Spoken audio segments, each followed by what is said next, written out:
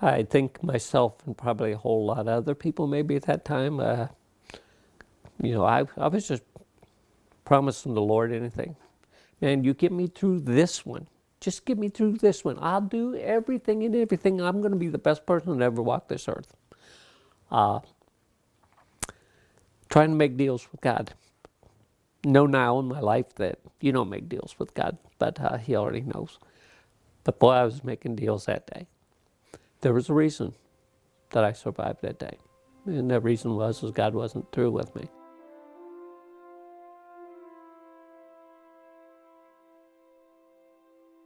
I think they were as confused about the war as anything. I don't think they really knew. I don't think they really had a plan. I was pretty young then and pretty innocent.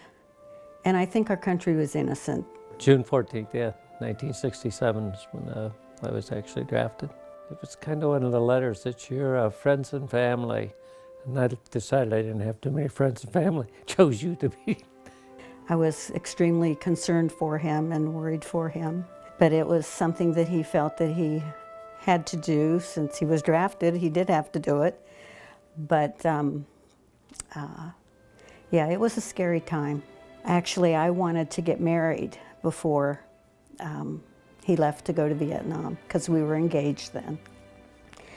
And I was kind of pushing to get married before he left, and he would not do it. He said, if something happens to me, I don't want you to be a 21-year-old widow. I guess I was realistic in that I always felt the reason I wouldn't get married before is because I didn't know I was going to come back. The NCO Academy was the exact classes that the officers training course infantry training course at Fort Benning, Georgia. The highest number of people that were killed in Vietnam were NCOs. They could not keep enough NCOs. They did not have enough NCOs. Not knowing when the war was going to end, it was a 3-month school. That was 3 more months I could be in the States. But first, it was kind of like after your basic training, your advanced training. The one drawback is I knew when I was going to go to that course, it guaranteed I was going to Vietnam. But the thought was, hey, in 3 months, maybe it'd be over. But it wasn't. Maybe the first thing I really noticed is there was just a different smell. And I don't know exactly what it was that was in the country. It was very apprehensive. Didn't know, didn't have any idea exactly what was going to happen. Had a very good company commander that when first went to the field said, yeah, I know you're an NCO, but before you're going to be in charge, you're going to go on operations and you're going to know what's happening on operations before I put you in charge of people. We were in the field and all of a sudden we had incoming, and when we went out of patrol and we were in the first firefight, it was like, hey, this is for real. This isn't watching the news at home anymore. This is really happening. When I got there, I thought there's no way I could shoot and kill somebody. Till all of a sudden you start getting shot at, then all of a sudden it's like, wait a minute, they're playing for real. These are real bullets. And why do you do, guys would say, I don't know that I could do it. And I said, well, you know what? We're not fighting for the politics of this war. But the thing that you got to realize is you got to be fighting for that guy that's not going home, that was killed yesterday or the day before or last week. It's for the ones that gave everything. That's what we were there. I think it's this time of my life, I guess, probably you grew up real fast. Our platoon sergeant, he was wounded and he was out, and it ended up that even as new as I was the ranking NCO, so right away I became platoon sergeant. We exchanged letters, like I said before, and I wrote about every day, and he wrote whenever he could when he was out of the field. We used to send care packages. You know, we would send cookies that we baked or Kool-Aid. We sent a lot of Kool-Aid. I don't think I've drank Kool-Aid since I came back. But when we were in the field, the water that we drank was out of any pond, any place that we could find water. And then to make it drinkable, we put iodine tablets in it, which made it almost impossible to drink unless you put Kool-Aid in it.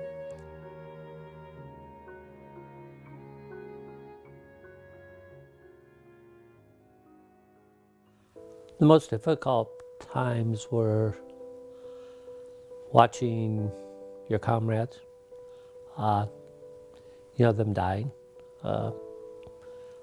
It's pretty devastating when you see somebody die.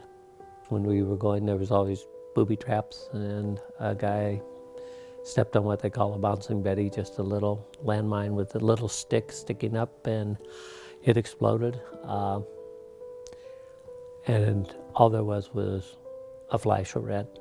I mean, there was the boom and a flash of red, and we were on our hands and knees trying to pick up pieces of his body to send back, and there wasn't anything you couldn't put in the palm of your hand. It was just so, that was an image that'll probably never go away.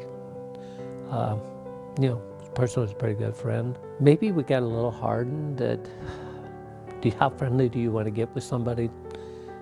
Because I think the more friendly you were, maybe it was the harder it was to see happen. But one of my troops was badly wounded, basically had his leg blown off just below his knee, and he was out in front of us, and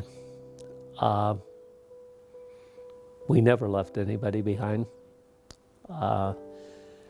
And we had to get him back so that we can get him medevaced out, and I just said, I'm going after him, who's going with me? Rather than, I could have said, you go, you guys go get him. I was going to go, and one of my other men just went with me, and we went out, and was able to get him back, and he was evacuated. And I guess I can say I had great respect from my men. Part of the reason was I never would ask somebody to do something that I wouldn't do myself.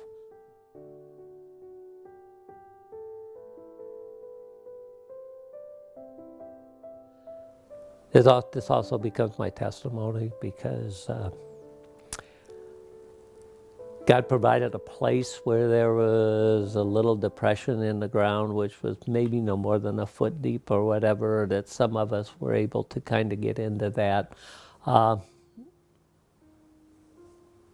guess you could say there was a sense of panic, because we're in a world of hurt. We realized that.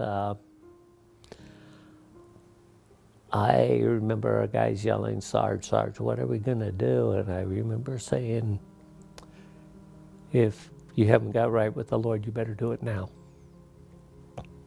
Because we're probably not going to see tomorrow. There's a lot of firefights, and you always wonder, but that was a time that I just truly believed that I wasn't going to see the next day, which would have been my birthday. It was the day before my birthday. But anyhow, at that time, like I said, I was the ranking person there. So first thing we did, we were calling for air support. And we had a helicopter gunship, got overhead real quick. And first thing we said to the chopper pilot was, here's what we're going to do. We're going to throw smoke grenades out in all directions, so we're going to be in the middle. Chopper pilot came back and said, the way the wind's blowing, it's going to blow the smoke right back over you. I don't know. I won't know where you're at. He says, I'll probably kill you all. So that was time people that were closest, I says, we're either going to stay here, we're going to be captured, or we're going to be shot anyhow, or we take the chance and have the gunship open up. So the decision was, if we're going to go, we're going to take as many of them with us as we can. So we told the chopper pilots we're going to pop smoke and throw it out. So we did that. We popped smoke and threw it out. This is the time of my life that I saw a true miracle. The wind stopped, smoke went straight up. And gunships came in, and then they were able to open up on the enemy.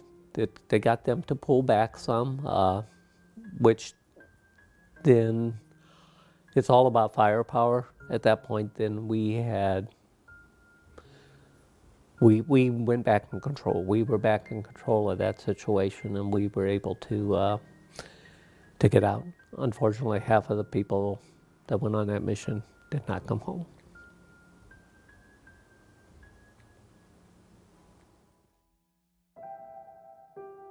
His family knew when he was coming.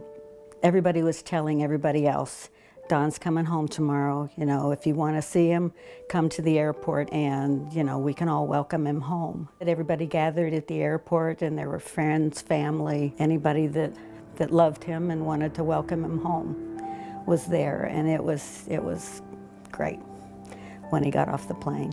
He didn't want to talk about his time there. He told me about a few of his friends, and but didn't go into a lot of detail because it bothered him to do that.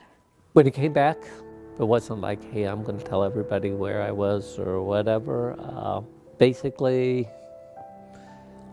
a large percentage, I'm not going to say everybody, but a whole lot of people think that, okay, we were over there and we were baby killers and your mother killers and whatever. He was different. He was different. He's always been kind of happy-go-lucky and crazy and ornery, and when he came back, there was a touch of more seriousness to him than when he left. I still had flashbacks for 50 years.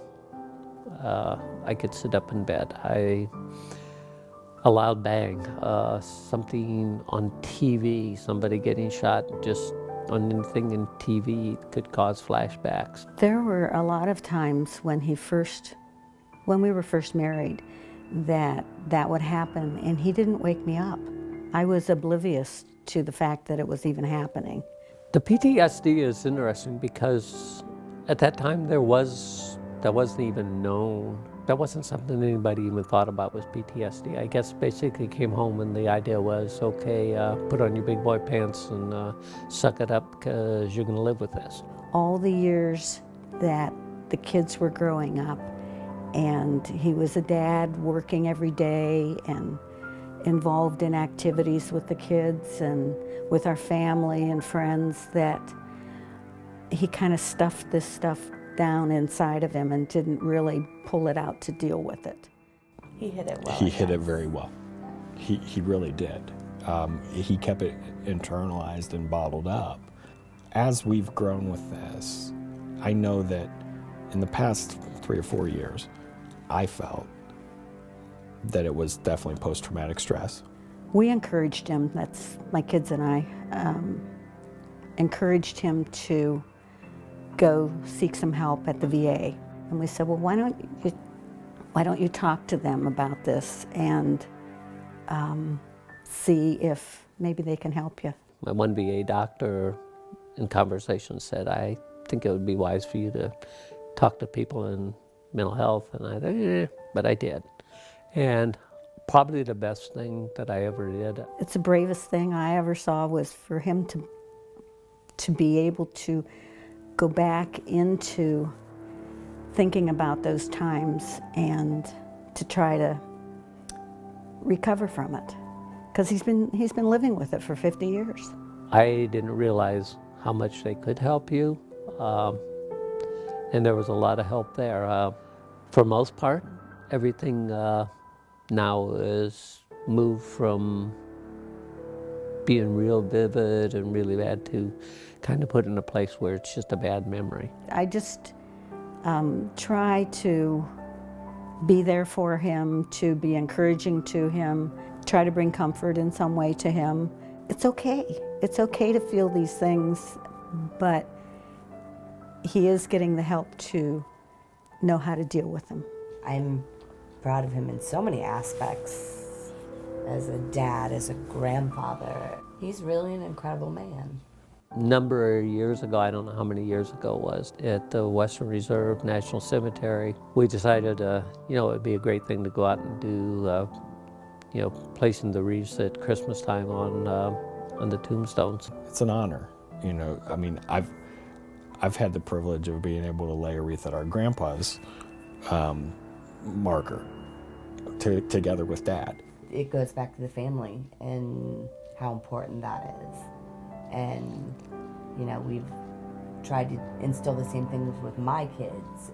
He's kind of the glue that holds the whole family dynamic together, not just from our side of things with us, but with our extended family, our family Thanksgivings that we have every couple of years. I think he's on a high on those things because he just loves having everybody around, loves having family together. Nothing is more dear to me than my family, my wife, my kids, my grandkids, and now a new great-grandkid.